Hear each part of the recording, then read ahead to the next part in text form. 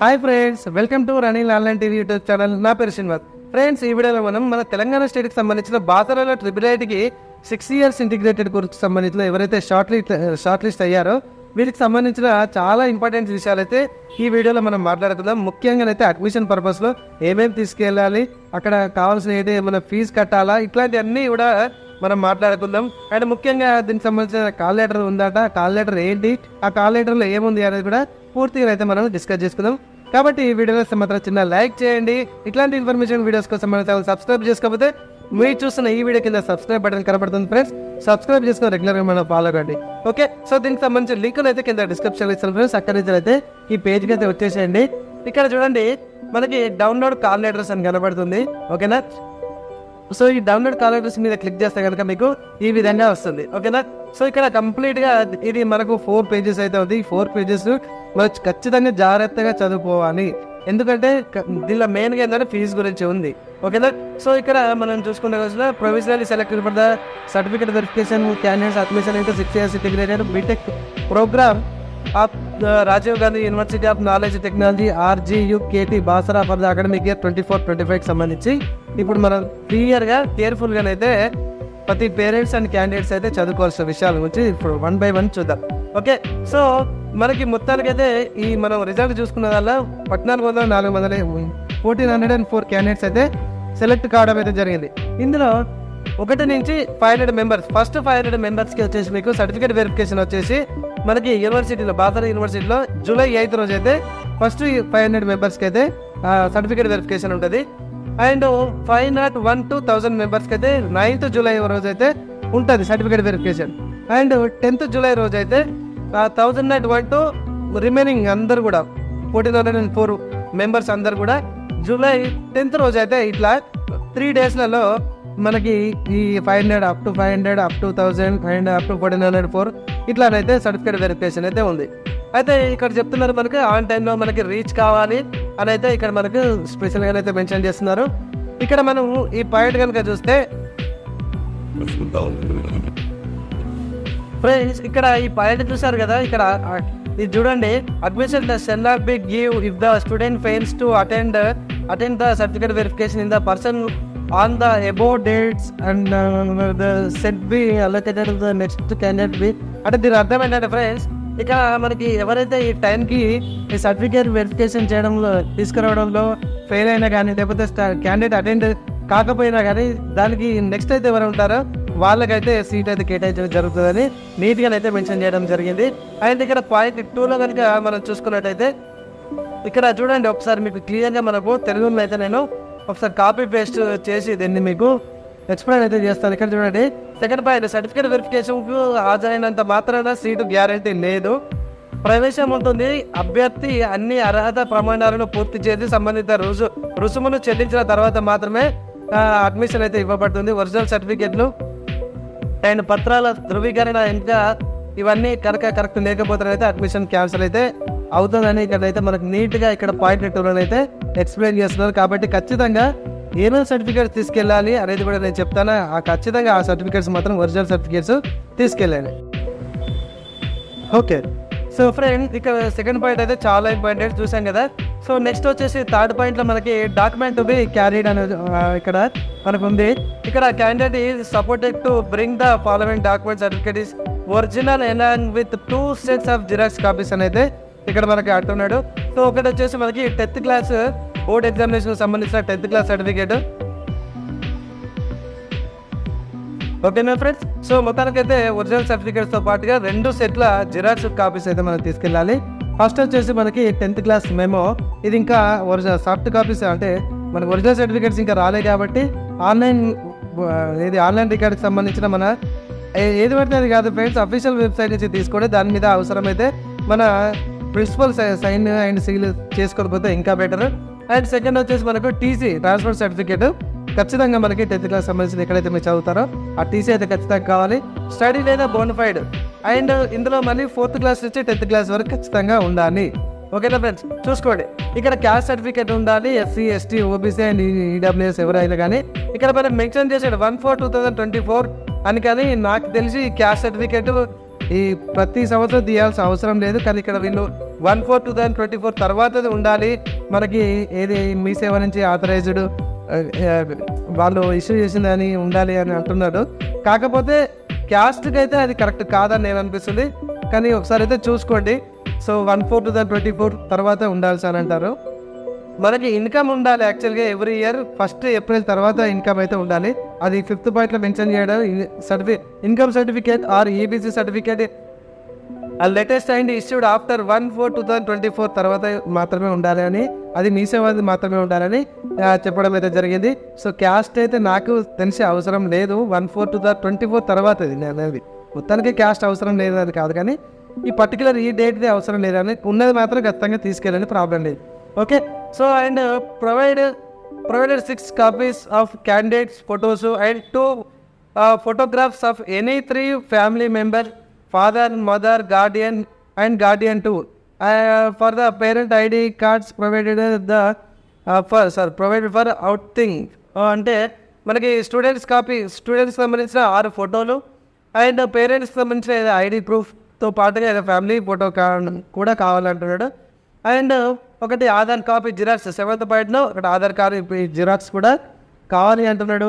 And ఇక్కడ చూడండి 8వ పాయింట్ చూస్తే కనుక క్యాండిడేట్ క్లెయిమింగ్ అడ్మిషన్ అంటారు non local category have to submit residential certificate. Non local వాళ్ళైతే ఖచ్చితంగా రెసిడెన్షియల్ సర్టిఫికేట్ మనకి 10 years మినిమం 10 years ఉండి ఆ లోకల్లో ఆ స్టేట్లో మినిమం 10 years ఉన్నటువంటి రెసిడెన్షియల్ సర్టిఫికేట్ అయితే కావాలి అని అంటున్నారు. అండ్ దీనికి సంబంధించిన బ్యాంక్ లోన్స్ పర్పస్లో కూడా మనకి కావాల్సిన డాక్యుమెంట్స్ అయితే ఇక్కడ మెన్షన్ చేశారు. సో ఎవరైతే కొందరు ఫీజు ఎలిజిబుల్ కాదు కదా, రియంబర్స్మెంట్ రాక పేమెంట్ కట్టే వాళ్ళు ఉంటారు కదా, ఫర్ ఎగ్జాంపుల్ ఇక్కడ 40,700 ఈ 40,000 పేమెంట్ ఒకటిసారి కట్టాలంటే ఇబ్బంది, కాబట్టి దీనికి సంబంధించిన లోన్ కూడా బ్యాంకు వాళ్ళు అక్కడ ప్రొవైడ్ చేస్తారంట. సో దానికి కావాల్సినవి కూడా ఇక్కడ ఉన్నాయి, ఒక్కసారి అయితే మీరు చదువుకోండి. ఈ పాయింట్ అయితే మీకే వదులుతున్నాం. ఓకే, సో అండ్ మనకి 4th పాయింట్ చూస్తే కనుక fees to be paid.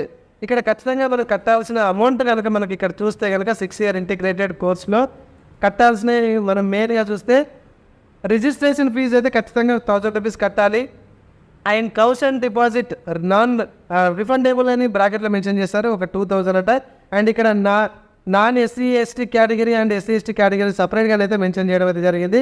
And towards health insurance పర్పస్లో ఇద్దరు కూడా 700 కట్టుకోవచ్చు. And examination fee per semester 1000 rupees, per semester 500 rupees, టోటల్గా 1000 rupees per year.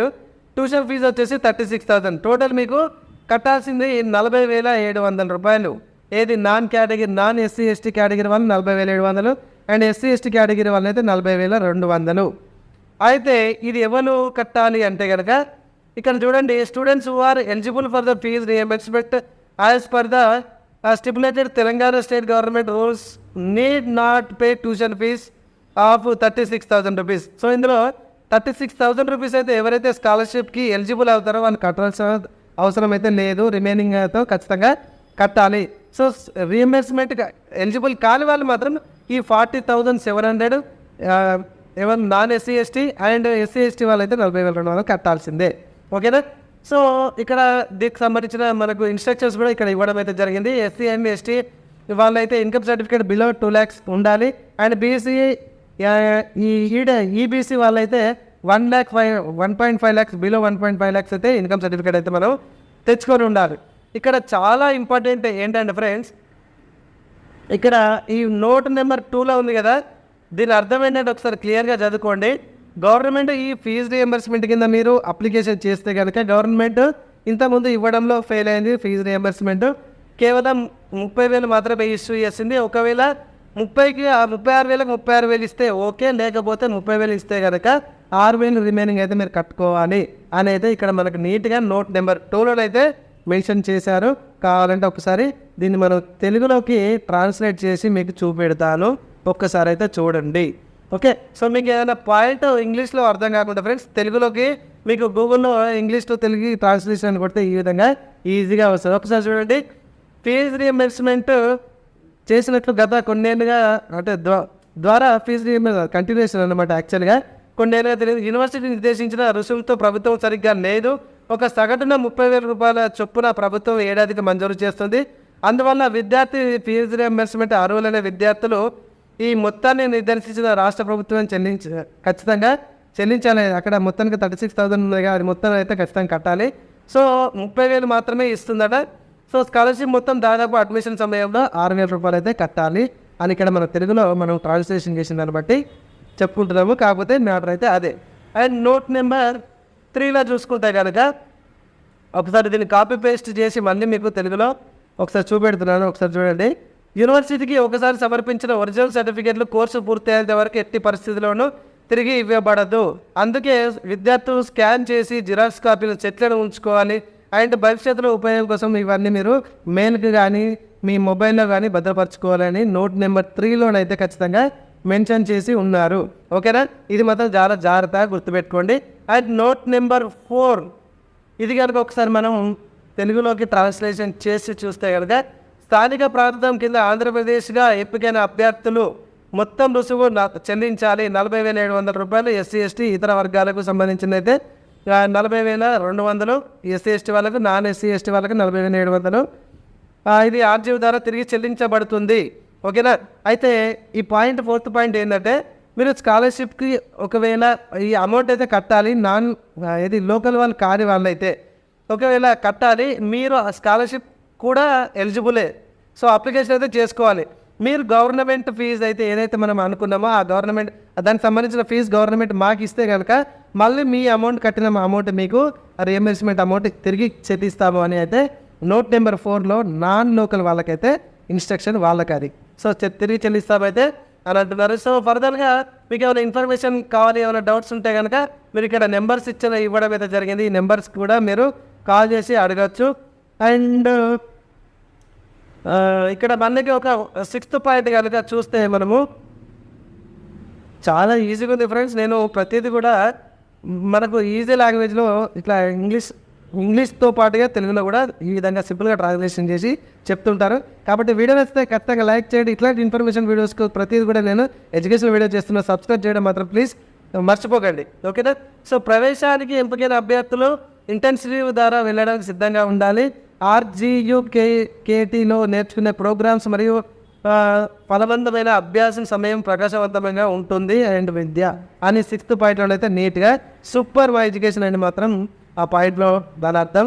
And next వచ్చేసి ఇక్కడ 7th పాయింట్ కనుక మనం చూస్తే, సో ఫ్రెండ్స్ వీడియో లెంత్ అయింది మాత్రం మనం అనుకోవద్దు. ఎందుకంటే ప్రతి విషయం మనం జాయినింగ్ అయ్యేటప్పుడు తెలుసుకోవడం మన బాధ్యత. తర్వాత మనకు ఇది చెప్పలేదు, యూనివర్సిటీ వాళ్ళు అది చెప్పలేరు, భాషల వాళ్ళు ఇది చెప్పలేరు అని రివర్స్గా మనం అనుకోవడం కరెక్ట్ కాదు. అండ్ వేరే వాళ్ళ మాటలు కూడా నమ్మకండి. అండ్ మనం నెక్స్ట్ 7th పాయింట్ కనుక చూస్తే ప్రవేశానికి ఎంపికైన అభ్యర్థులు సంబంధిత డిక్లరేషన్ ఫామ్పై సంతకం చేయాలి. అడ్మిషన్ సమయంలో RGUKT భాషల యొక్క నియమ నిబంధనలను పాటించాలి అని 7th పాయింట్లో అయితే మనకు మెన్షన్ చేయాలి. ఇప్పుడు ఏదైతే మనం చూస్తున్నామో ఓకే, సో ఇది మనకి డౌన్లోడ్ కాల్ లెటర్ అంటాం దీన్ని. ఈ కాల్ లెటర్ అయితే ప్రతి ఒక్కరు కూడా డౌన్లోడ్ చేసుకొని క్యారీ అయితే చేయాల్సి ఉంటుంది.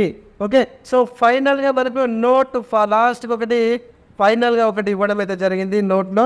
ఇది ఏంటిది కనుక మనం చూస్తే, సో ఈ ఎంపిక జాబితా సర్టిఫికేట్ల ధృవీకరణ కోసం మాత్రమే మరియు